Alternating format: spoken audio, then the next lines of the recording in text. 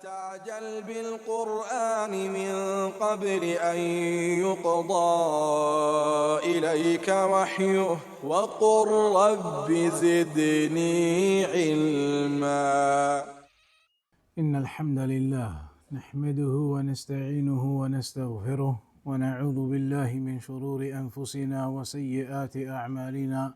من يهده الله فلا مضل له ومن يضلل فلا هادي له، وأشهد أن لا إله إلا الله وحده لا شريك له، وأشهد أن محمدا عبده ورسوله. أما بعد.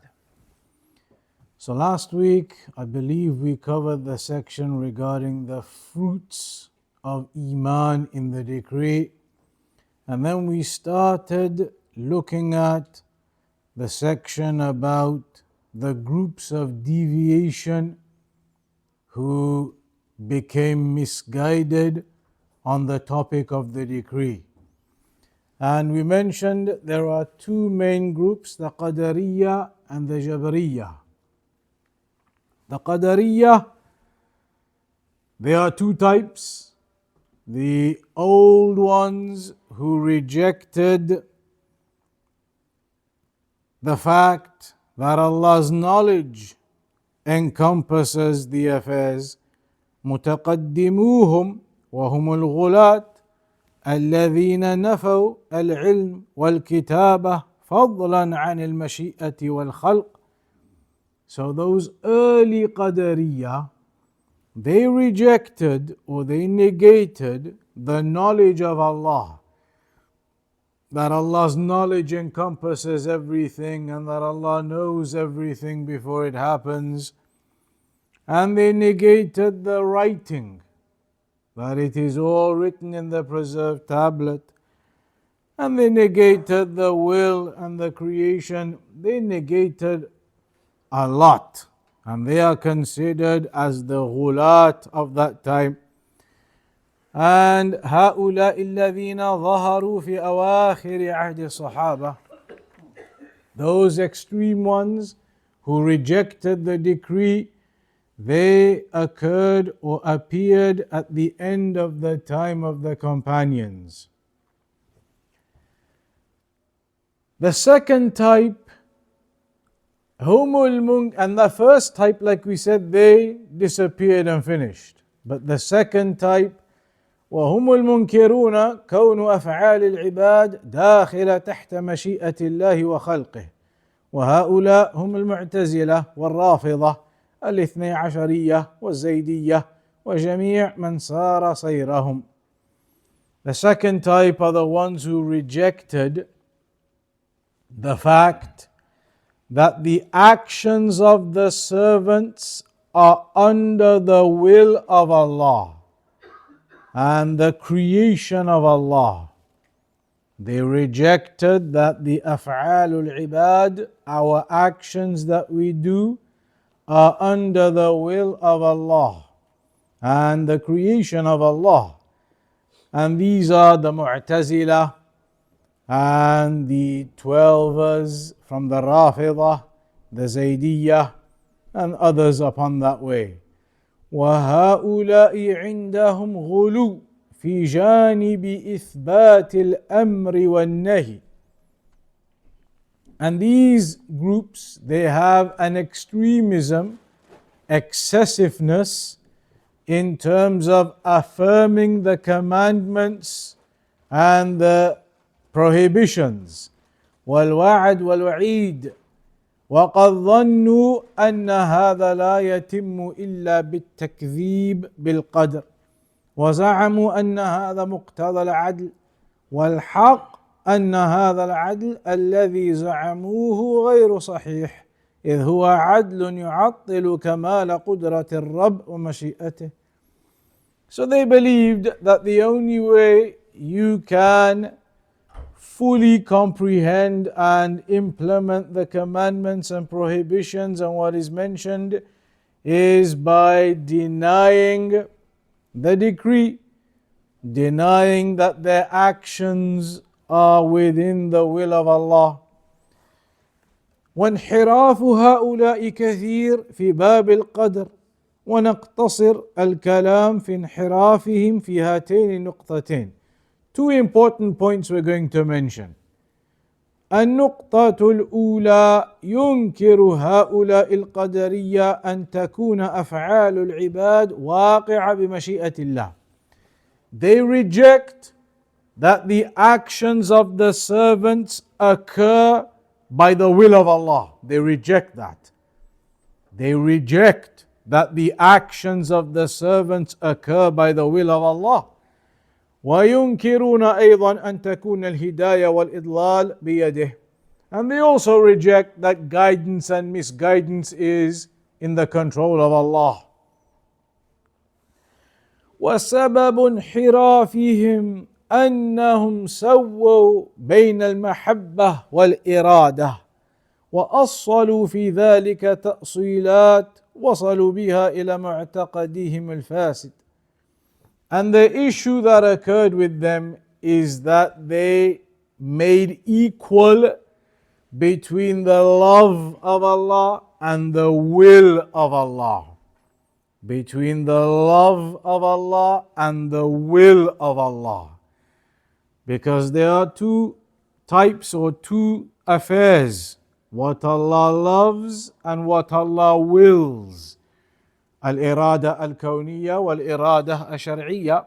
Sometimes Allah may will something to occur, but that doesn't mean that Allah loves it. People are kuffar. Does Allah love anybody who's a kafir? Of course not. People commit sins. Does Allah love that you commit sins? Of course not. But Allah wills and decrees them to occur as a test upon people, as a trial upon people. But this group of innovators and deviants, fail to understand that there is a difference between what Allah loves and what Allah may will to occur.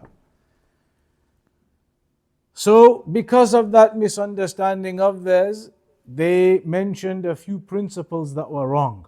One of the wrong principles they mentioned was أن ما أراده الله فقد أحبه وما أحبه فقد أراده. They said incorrectly that whatever Allah wills, then He must love it. And whatever He loves, then He wills it. So they said everything Allah wills to occur, then He must love that.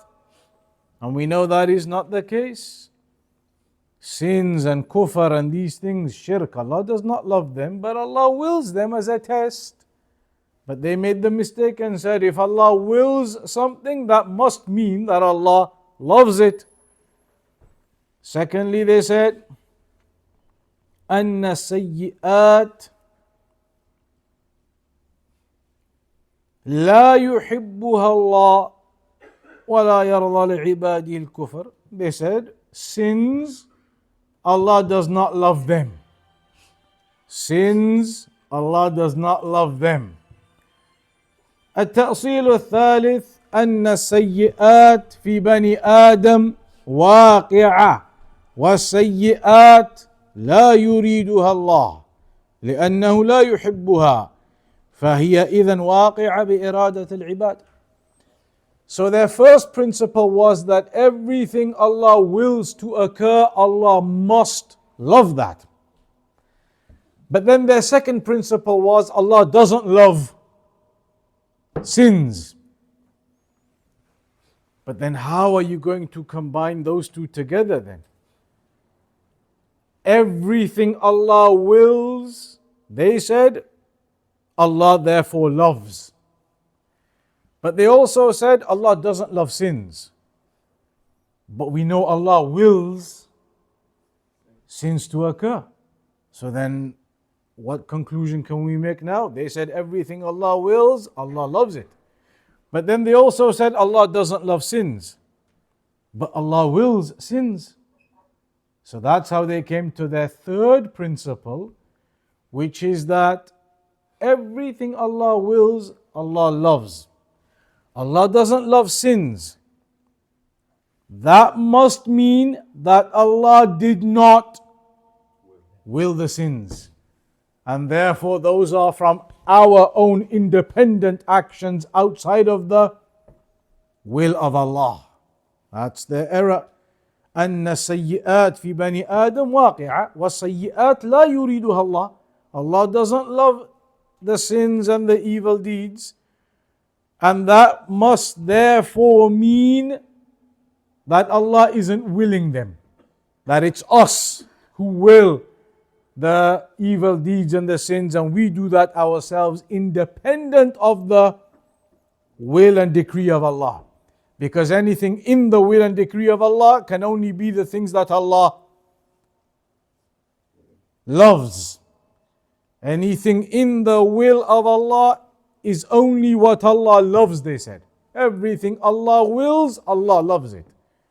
Sins, they said Allah doesn't love sins. It says in the Quran, وَلَا يَرْضَى لِعِبَادِهِ الْكُفْرِ.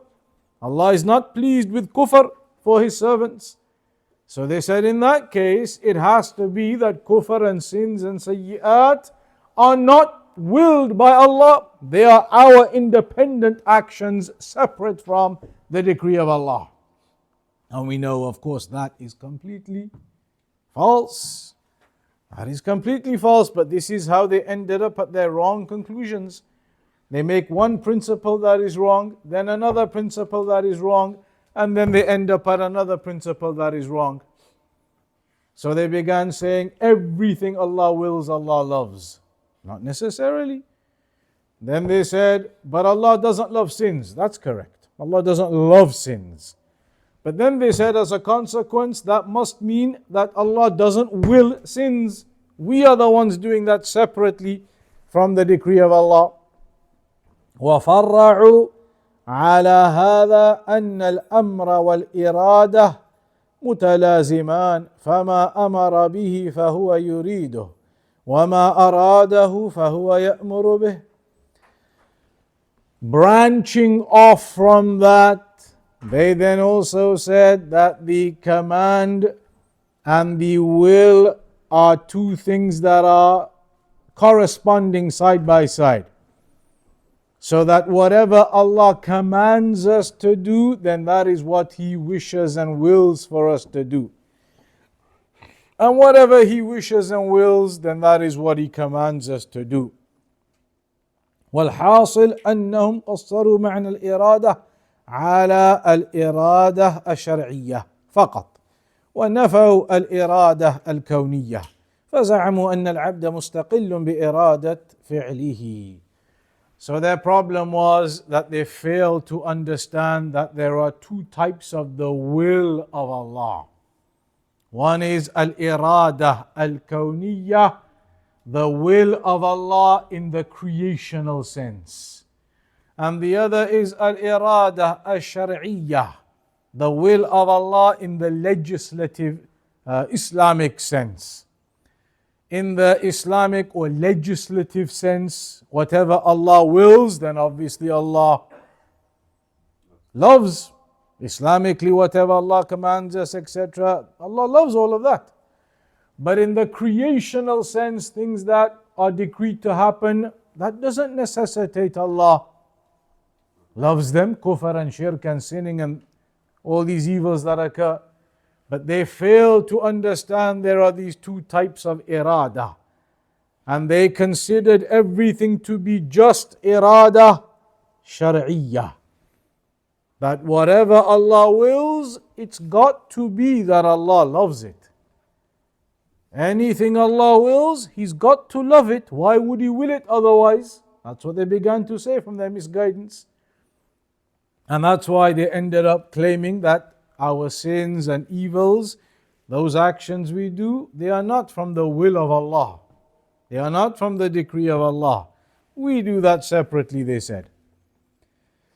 وماذا عن نصوص المشيئة الصريحة في أن ما شاء الله كان وما لم يشأ لم يكن عندهم. So then you would say to them, what about all of the texts that highlight whatever Allah wills then it will occur, and whatever Allah does not will, then it will not occur. لقد ذهبوا في نصوص المشيئة إلى تأويلها بمعنى الأمر والتكليف. Regarding those texts, those ayat, etc., where Allah tells us about the will, they made an interpretation that this is talking about the commandments. For example, يقول القاضي عبد الجبار أشهر القاضي عبد الجبار, he is one of the famous Mu'tazilis. He said عن قول الله تعالى وما تشاءون إلا أن يشاء الله. You do not will except that Allah wills. That you do not will an affair except that Allah wills it first. قال فبين أنه لا يشاء اتخاذ السبيل وسلوك طريق الحق إلا أن يشاء الله ذلك بالتكليف والأمر والنهي وإبلاغهم حد التكليف. He said فبين أنه لا يشاء اتخاذ السبيل وسلوك طريق الحق إلا أن يشاء الله ذلك بالتكليف والأمر والنهي. That a person does not will to tread upon the path of truth except by way of the responsibilities and the commandments and the prohibitions that Allah has given.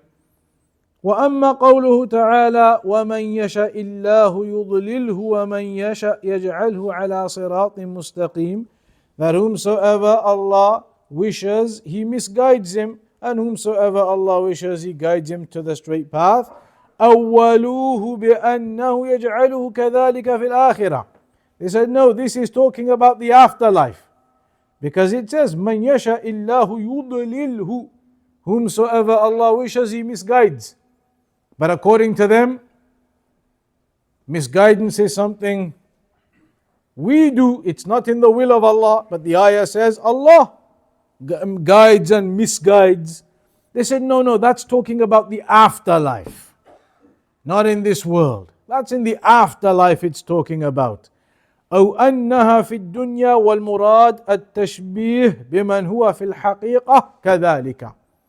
They said, or it could be talking about this world, but the point is just to give an example or a resemblance, not that Allah is the one actually decreeing that upon the person to be misguided. والخلاصة أن المعتزلة منعوا أن يهدي الله من يشاء ويضل من يشاء. So the Mu'tazila basically rejected that Allah guides whom He wills and misguides whom He wills. إذ الهداية عندهم مقصورة على هداية الدلالة والإرشاد دون هداية التوفيق. Because according to them, there is only one type of guidance, and guidance is two types as well. There is the guidance of ad-dalalah wal-irshad. When you show people the right path, you show them the sunnah from the bid'ah, the tawheed from the shirk. You clarify to the people that straight path. That is ad-dilalah wal-irshad. But then there is another type of guidance, hidayatul tawfiq. Hidayatul tawfiq. And that is the inner guidance. And that is only from Allah. You can give da'wah to a person as much as you want, they might still not accept from you. Maybe though, somebody else you give them da'wah and they do accept from you. What's the difference? You gave the same da'wah to all of them. The difference is the inner guidance. Maybe Allah decreed for some of them that inner guidance, and so they were guided. And others, they were not. Even though you did exactly the same with all of them, gave them the same da'wah to all of them. Because you can do that, but you cannot give the inner guidance to open up the heart of a person. So they made the mistake of saying that guidance is only the first type, ad-dilala wal-irshad. That you guide the people, you show them, you tell them, and there's nothing else about Allah guiding the hearts and the inner guidance. وبما أنهم قصروا الهداية على هداية الدلالة فإن الهداية عندهم عامة لجميع الخلق وليس هناك هداية خاصة للمؤمنين. So in that case, according to them, guidance is just an open affair to all of the people. It is not specific to the believers, that only the believers are upon that guidance. أما قوله تعالى يضل من يشاء, as for the statement of Allah that He misguides whom He wills, فمحمول عندهم على معنى العقوبة والأخروية. So when it mentions that Allah misguides whom He wills, according to them, that cannot be, because Allah only wills things that He loves. So then how do they explain the ayah? They say, well, maybe that could just mean punishes. Allah punishes whom He wills. يضل من يشاء, meaning يعاقب من يشاء. He punishes, يعذب من يشاء. So they misinterpreted it completely and gave a different interpretation to it so that it would fit in line with their beliefs. Or they said it just means that this will happen in the afterlife, not in this world. فهؤلاء القوم ليس لهم مسلك إلا مسلك التحريف ولا مركب إلا مركب التأويل. So these types of misguided individuals, all they can do is misinterpret. That is all they basically do, the groups of innovation. They misinterpret the texts. Here now it says يُضِلُّ مَنْ يَشَاء. They say no, that actually means يُعَذِّبُ يُعَاقِبُ. Change the word to something else. Allah didn't put those other words in the Quran. Allah put this word, يُضِلُّ مَنْ يَشَاء. This is what Allah said. But they misinterpret to different things, and that is the only way they can keep up their false aqidah.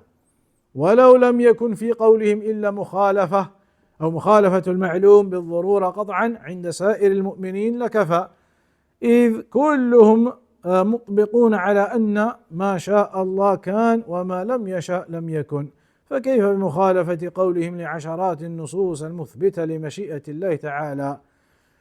So these individuals, they have opposed what is known by necessity amongst all of the other believers. They have opposed what is known by necessity to all of the other believers. And everyone is agreed upon the fact, whatever Allah wills, then it will occur, and whatever Allah does not will, it will not occur. Whatever Allah wills, from all of the affairs, including those sins and other things, al-irada al-kawniyah, the creational sense. قال العلامة ابن القيم رحمه الله وقد نظرت في أدلة إثبات القدر والرد على القدرية المجوسية فإذا هي تقارب 500 دليل.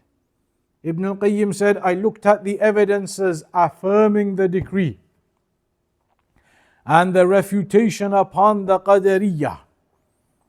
The refutation upon the Qadariyyah, the Majusiyah, and I found that there are approximately 500 evidences regarding the decree and the refutation of their false aqidah.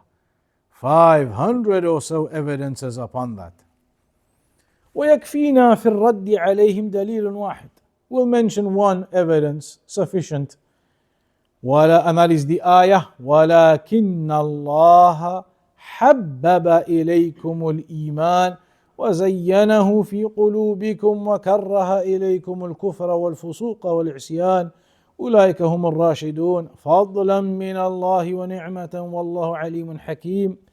فهذه الآية صريحة الدلالة في أن الهداية محض منة من الله. Here it mentions, but it is Allah who made Iman beloved to you and beautified it in your hearts, and made kufr and disobedience and sinning disliked and hated to you, and those are the rightly guided ones.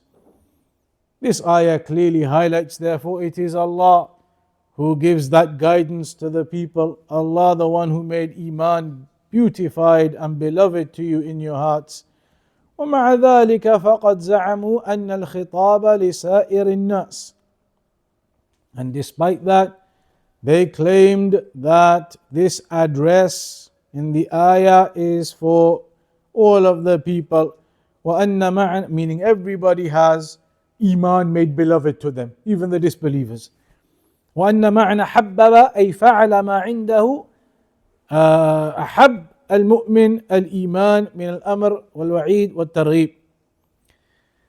So they said the meaning of حبب, it is that it was made beloved to the believers in terms of the command and the threats and the encouragement, meaning that they misinterpret it again. Every time the people of innovation, when it comes to the ayat that refute them, they simply make tahrif or some type of distortion or misinterpretation, some ta'wil, so that it will fit in with their ideas. فقولهم هذا باطل مخالف لشرع والعقل. So their evidence is incorrect and false. Even intellectually, even من العقل, it is false. فأما مخالفته للعقل فإنه إذا كانت إرادة الإنسان متساوية الاحتمالين فإما أن يختار الهداية وإما أن يختار الضلال، فما الذي سيرجح أحد الاحتمالين على الآخر؟ فإن قالوا محض الإرادة قلنا محض الإرادة متساوية الجانبين فيلزم الترجيح بلا مرجح، وهذا ممنوع ضرورة، فلا بد إذن من مرجح خارجي وهو إرادة الله. Intellectually, if they say it is us, it is not Allah who wills the evil and the sins, it is us who do that outside of the decree of Allah. So we've been given an irada, and we have two sides to that irada, to do good, to do bad, and there are two equally balanced sides. So then how do we end up making a choice, or how do we end up going to one side or the other? It requires something extra in there, and that is the inner guidance of the heart that comes from Allah. The righteous ones are given the inner guidance and they choose upon the right path, and the ones who are not given that inner guidance, they remain upon the misguided path, or go upon the misguided path. فالخلاصة أن المعتزلة أثبتوا الإرادة شرعية فقط. So the Mu'tazila, they only affirmed الإرادة الشرعية, that Allah loves what He wills, and that's it. And they only affirmed the general type of guidance, not the inner guidance of the heart.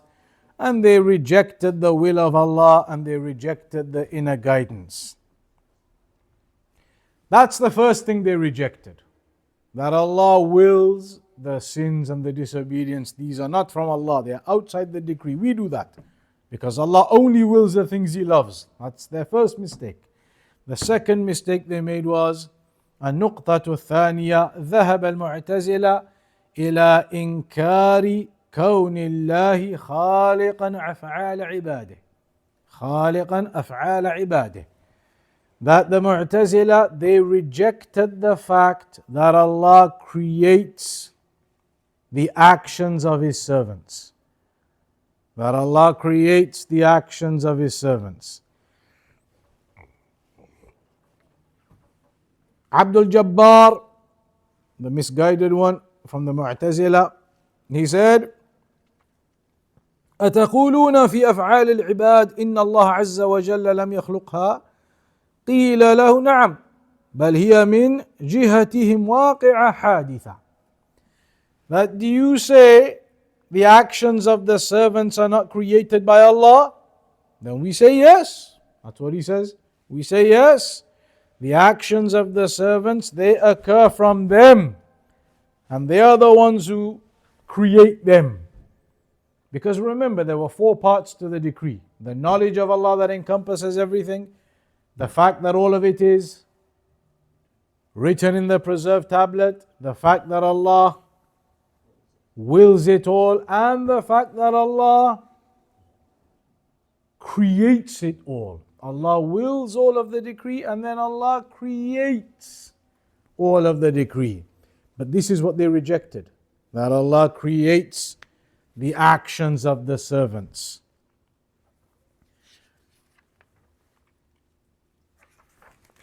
Now,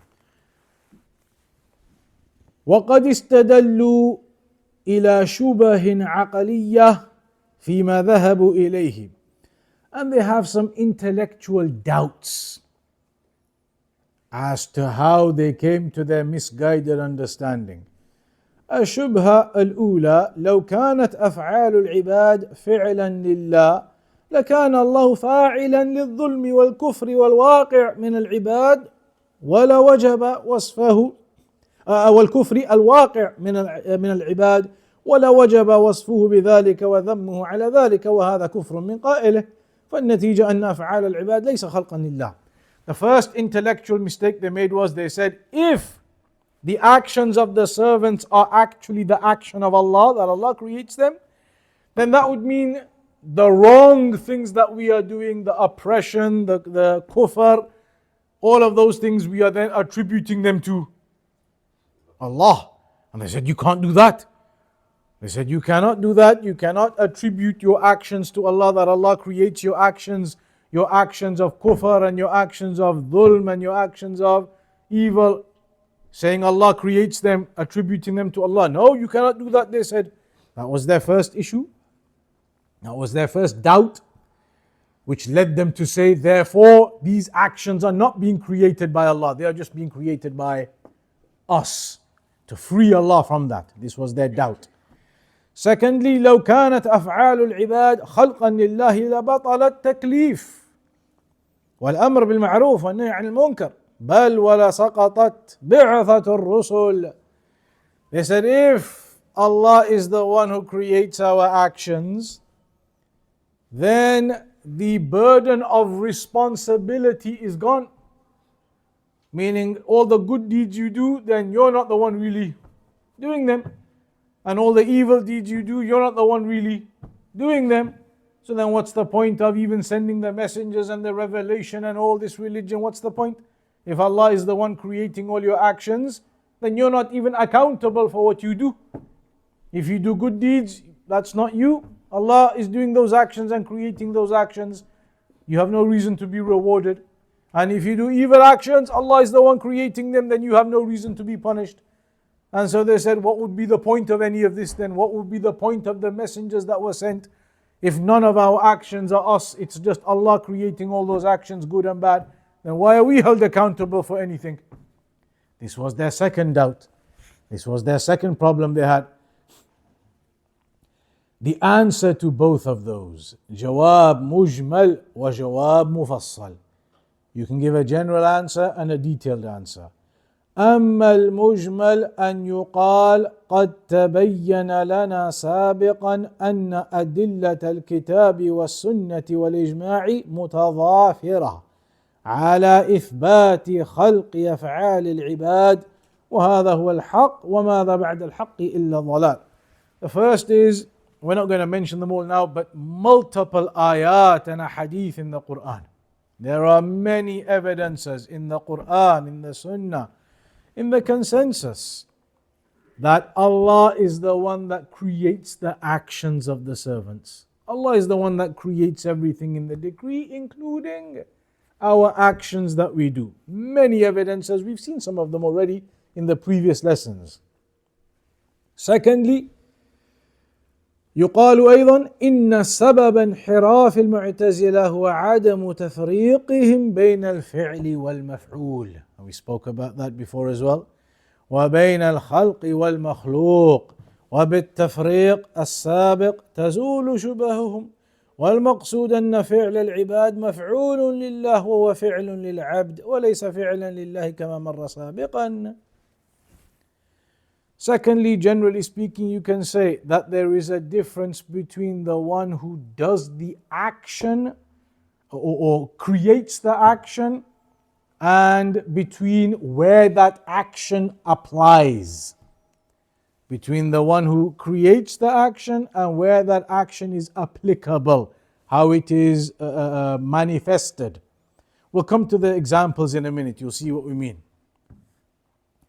الرد على الشبهة الأولى أن الظلم والفسق والقبائح إنما يتصف بها من كانت قائمة به ولا يتصف بها من كانت مخلوقة له إذا جعلها صفة في غيره نعم، كما أنه لا يتصف سبحانه بما خلقه في غيره من طعم أو رائحة أو شكل قبيح، فكذلك الأفعال القبيحة إنما يتصف بها من قامت به ولا في خالقها. The first detailed refutation here that oppression and disobedience and the evils, they are all attributed to the one who does them. They are attributed to the one who does them.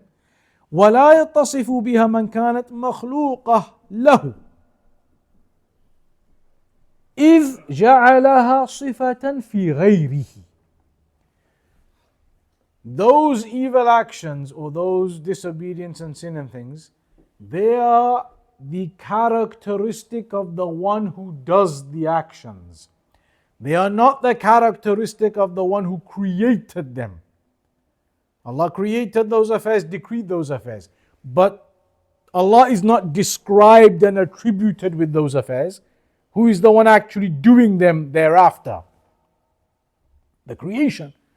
They are the ones doing those things. Allah is the one who created them, but Allah is not attributed with those things. Allah created those things and they are the ones who then are attributed with those things. So there's a difference between the one who created them and the one who actually takes them on as a description, as an attribute. There's a difference between the two. فلا يتصف سبحانه بما خلقه من غير في غيره من طعم أو رائحة أو شكل قبيح. So now Allah creates the people and creation in different ways. Their characteristics, the characteristics of creation. Like Allah created us all now. Allah created us all now.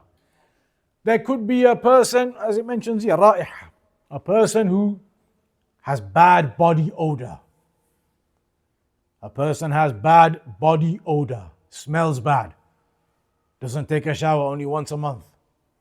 So now this type of person has this bad characteristic. Who created that person? Allah. But that bad characteristic, are you going to describe that to? Of course not. That bad smell from that person is him. It's going to be attributed to him. Yes, Allah created that person and created everything. But that characteristic in that person is now attributed to him. You're not going to say, well, Allah created this person, therefore all of these evil characteristics in him. I'm not pointing at you. I was going to, in case anybody thinks it's you. Everybody. So whoever that bad characteristic is in, you're not going to say, well, Allah created the person, therefore the bad characteristic is an attribute or a description of Allah. It is not. You see that clear difference? Allah created all of us humans, but if you have a bad characteristic now, bad smell, whatever, that is you. You're the one being attributed with that characteristic, not Allah who created you and created the affairs.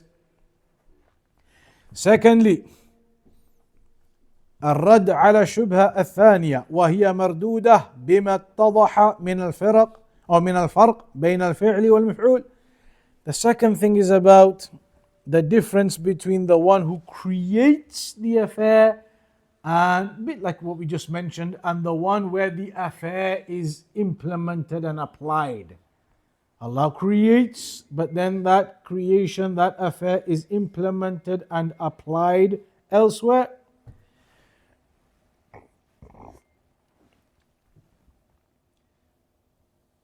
And that is a bit like what we said before. Allah wills everything, but Allah has also given us a will. But our will follows on from the will of Allah. So we will to do good or bad. But the choice that you make, and when you make that will, it's already willed by Allah. Allah already knows what will you're going to make, whether good or bad. But at the moment of making it, you are making it. وَقَدْ اسْتَدَلَّ هَؤُلَاءِ الْقَوْمِ, and this group of people, they use the evidence على ما يقولونه من خلق العباد لأفعالهم.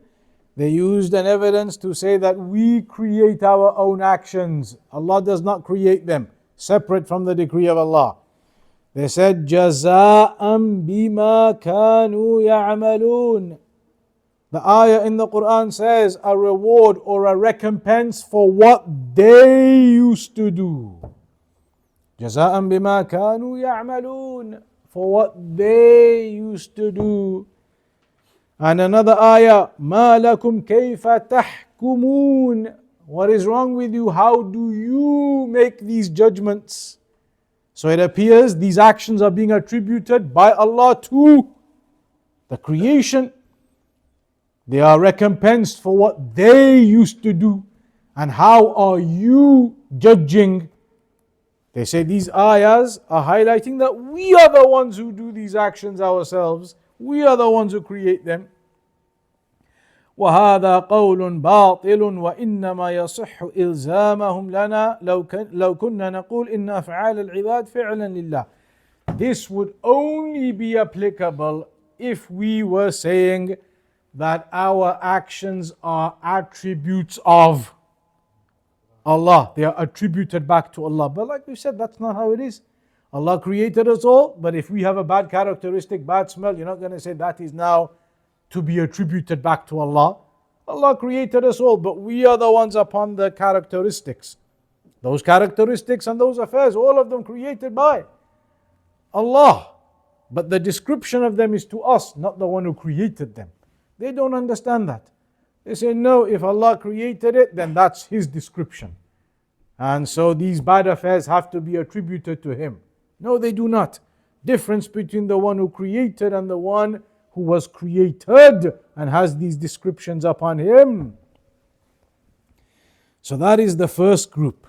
The second group we'll briefly look at as well, it's only short. The second side is the Jabariyyah. These are the opposite. The Qadariyyah are basically deviated in the side of saying that actions and things happen outside of the decree of Allah, outside of the will of Allah. Whereas the Jabariyyah, they go to the extreme in affirming the will of Allah. الجبرية عرف الجبر في باب القدر بأنه نفي الفعل حقيقة عن العبد وإضافته إلى الرب. They say the opposite. We do nothing ourselves. Everything is back to Allah. Whereas the Qadariyyah were saying we do our own actions, we create our own actions outside of the decree. Jabariyyah, we do nothing. Everything, all our actions, it is back to Allah doing that all. We do nothing ourselves. And that is of course wrong as well. As we said, Allah wills and then gave us a will. But they again misunderstood this. Al-Jabariyyah firqa munharifa wa ashharu man yumathilhum al-Jahmiyyah. So the Jabariyyah are an overall term, and the biggest group of them are the Jahmiyyah. The Jahmiyyah are upon this belief of the Jabariyyah.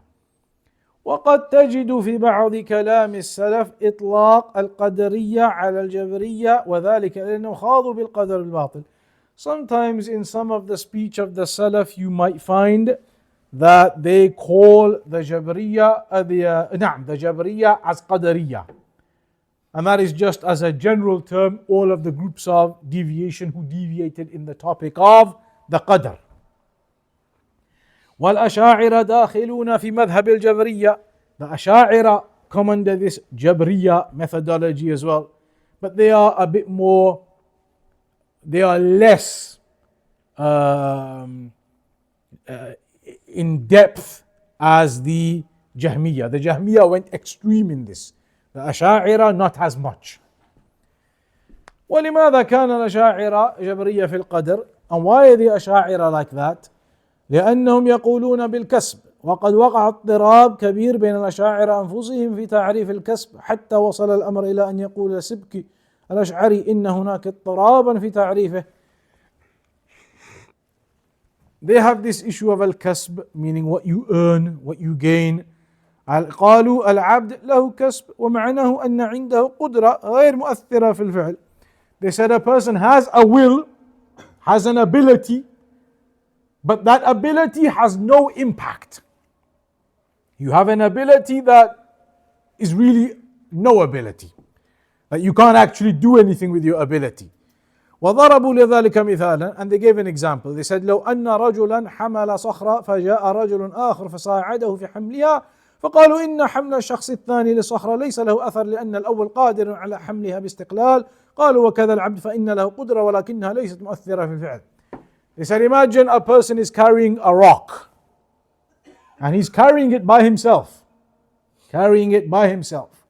Somebody else sees him and just comes and puts his hand on the rock as well to help him. But the first man was capable of carrying it himself. He was carrying it. So the second person coming and putting his hand there isn't actually really making any difference. The first person can carry all of it himself. He's carrying it himself. The second person putting his hand on there, it doesn't make a difference. They say that's how it is. Allah is the one who does everything. You've got an ability. Your ability though has no impact in reality. Just like the second man had the ability to help and he came and put his hands there. But it was really of no impact because the first man had the ability to carry it himself anyway. They say Allah is the one with the complete ability, and you with your ability, you're like the second man who puts his hand on the rock. You're not really doing anything. With your ability, you're not really doing anything, and there is no real effect of it. وإذا كانت القدرة لا أثر لها في الفعل كان وجودها كعدمها. And so if your ability has no real impact, then it's as good as saying you don't have any ability. It's as good as saying you don't have any ability and you don't have any will. And that's what it is with them. They basically used to say that we are like feathers in the wind. Wherever the wind blows, the feather goes. They said we are like that. Whatever the decree is, we just go. We have no ability, no will of ourselves.